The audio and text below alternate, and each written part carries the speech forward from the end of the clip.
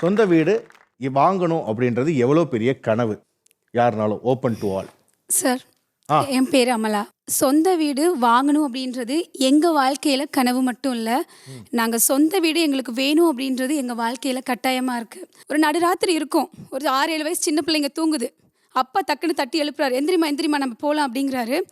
எந்திரிக்கிறோம். எந்திரிச்சு பார்த்தா அப்பா மூட்டை முடிச்சுலாம் கட்டிகிட்டு இருக்காரு. கட்டிட்டு சொல்கிறாரு, வீட்டை காலி பண்ண சொல்லிட்டாங்க, போகிறோம். நடுராத்திரி ஒரு 12-1 மணி இருக்கும். நாங்கள் என்ன நடக்குதுன்னு தெரியல, பெரியவங்களுக்குள்ள என்ன பேசுகிறான்னு தெரியல. அந்த வயசில் அந்த பொண்ணுக்கு அவமானம்னா என்னன்னே தெரியாது.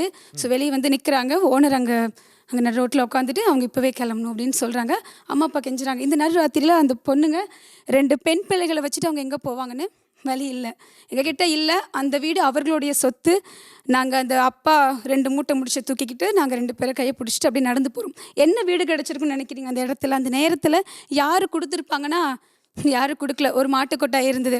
மாடு ஒரு பக்கம், நாங்கள் ஒரு பக்கம்.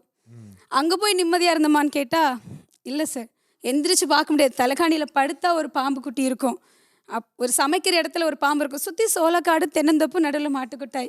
அந்த காலகட்டத்தில் என்ன எதிர்பார்த்துட முடியும்? ஐயோ அங்கேயே நிம்மதி இல்லைன்னு ஓடி வருவோம். திருப்பி எங்களுக்கு அதுவே நடக்கும். இதெல்லாம் தாண்டி பல தடைகளை தாண்டி வீடு கட்டிட்டோம் சார். வீடு கட்டிட்டோம்.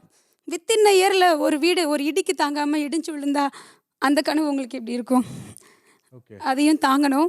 எல்லாம் முட்டி மோதி ஒரு வீடை கட்டி அதை இடித்து வெளுத்து திருப்பி எப்படியோ கேட்டு ஸ்கீமெல்லாம் பிடிச்சி ஒரு வீடு கட்டி இன்றைக்கி அம்மா சொந்த வீடு கட்டிட்டாங்க, என் அம்மா. ஆனால் அந்த வீடு எனக்கு எப்படி சார் சொத்தாகும்?